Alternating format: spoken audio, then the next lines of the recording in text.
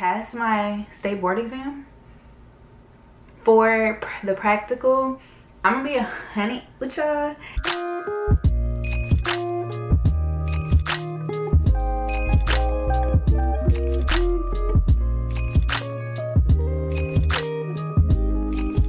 What's up, y'all? Welcome back to my channel. It's Kaya Renee. I've been going for a minute. A lot of people have been wondering where I am, what's going on, am I still an esthetician? Did I even become an esthetician? If you're new to the channel, welcome. If you've been here for a minute, I'm so sorry for leaving you, sis. Life has picked up a lot since school. First and foremost, did I pass my state board exam?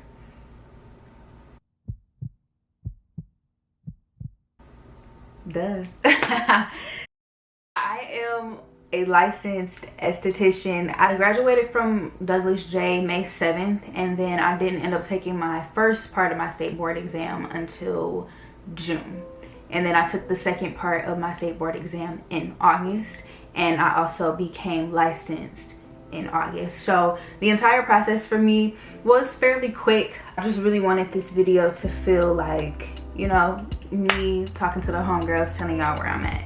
One thing I will say, after graduation, you have to be proactive for your own career, for your own goals. There's nobody that's going to take your hand and walk you through this process step by step and make sure that you have everything in order. After graduation, my main goal, my only goal, was to become licensed. And y'all probably want to know, like, is it as hard as people say?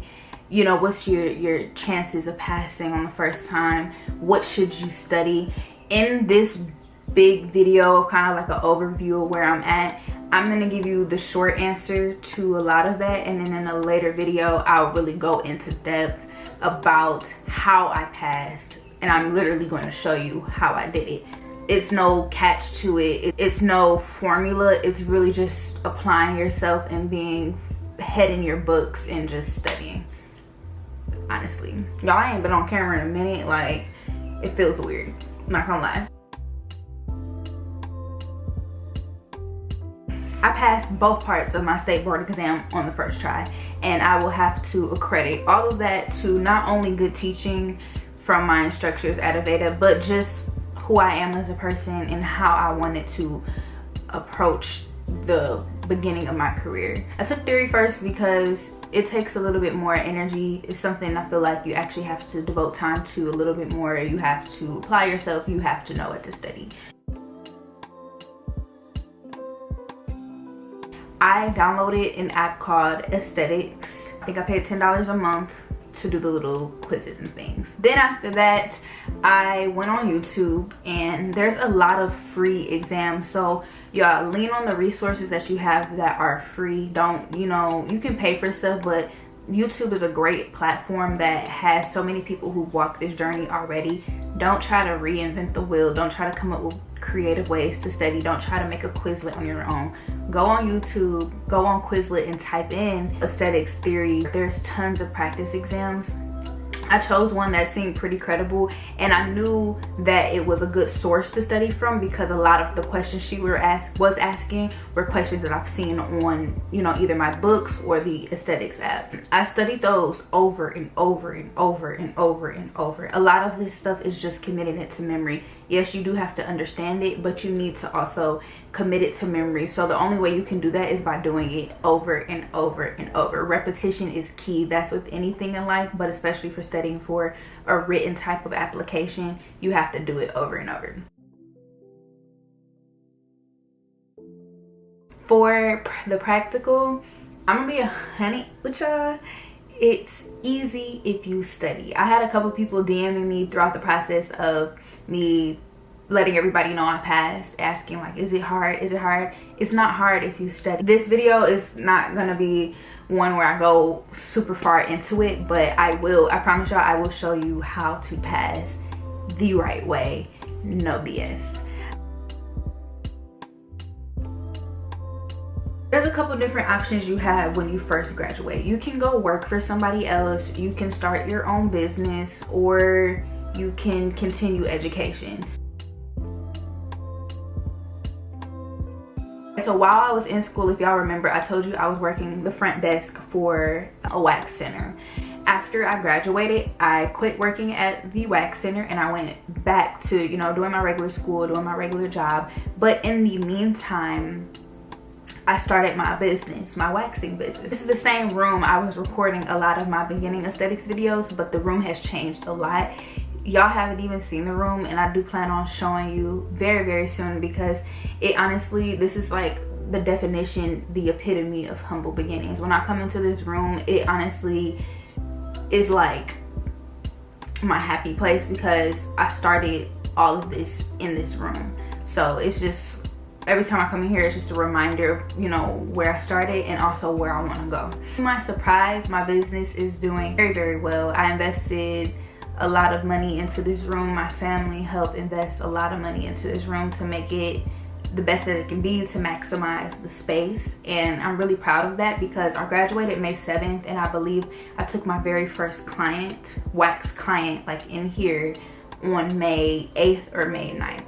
Since that day on forward, I've been booked. If that's a route you're interested in taking, if I can do it, you can do it. There's no right or wrong answer to a lot of this stuff. Most of it is just diving in and taking a risk. Everything you do in life is going to be a risk, whether that be, you know, aesthetics or working with a traditional degree. You have to take a risk. That's just a part of the game. The other thing you can do, like I said, you can, I got an air freshener in here, y'all, in my wax room, and it squirts every 30 minutes. That scared me. Other thing that you can do is works for somebody. Personally, because I know my end goal, me working, and right now where I'm at as far as school and my real job, it's not the right season for me to work for someone, so I just didn't want to. And besides that, my wax business took off, so for me it wasn't beneficial for me to go work for somebody else. The other thing you can do is continue education, which I wanted to get into lasering, which I've done a lot of research about the requirements and things like that, which I will have to do in another video because it is way too much for me to talk about on this one.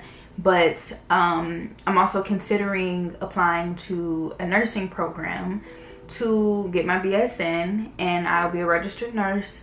Therefore, I'll be able to do Botox and filler and become an aesthetic nurse. And me having my BS in on top of my licensure for aesthetics, it just makes you overall more appealing for employers. It makes you rank higher amongst, you know, competition, because this market, this industry is saturated with so many people, so many girls doing the same thing. So what's going to make you stand out amongst all the other people who are fighting for the same position, you know? So many opportunities in this field. So I would encourage all of my subscribers, all the people following me, all the people who are looking for, you know, the right answer. There is no right or wrong answer. The wrong answer would be to not do anything. Like, don't let your aesthetics license be the end all be all. If there's an end goal that you have in mind that's outside of aesthetics and you would just needed this license to kind of give you a leg up, that's totally fine. Like, there's more than just facials and skincare. Aesthetics is a $16 billion industry, so if y'all don't capitalize on this money, somebody else will, and that's a guarantee. I'm gonna end this video right here. It wasn't meant to be super long or in-depth. I just kind of wanted to give y'all an update of where I'm at, what I'm doing, why I've been gone for so long. Running a business, going to school full-time and working full-time is a lot of work, but if you have the mindset for it, you can do it. This video, make sure you go ahead and give it a thumbs up. I know I've been gone, but I'm gonna try to give y'all some videos here and there when I do have time, because I honestly have liked being able to leave an impression on some of y'all, and I hope that the people who started aesthetic school since, you know, my first video or a couple videos, that you guys are doing well. So much more I want to talk about. There's so much more I want to tell y'all. Like, there's nothing to hide on how to pass state boards. Like, I'm not one of them YouTubers, I'm not one of those girls that's gonna come on camera and BS with y'all and give y'all the runaround way of how to do it. A lot of what they're looking for on state boards for the practical at least, is attention to detail. Thank y'all so much for watching this video. I hope you enjoyed it. If you did, make sure you go ahead and follow. If you haven't watched any of my previous videos from like 6 months ago, make sure you go check those out, because a lot of those are filled with a lot of good information, especially if you're in the beginning phases and trying to decide on school and all of that. I'll see you on my next video. Oh, my birthday is next month, by the way, so that should be exciting. Okay.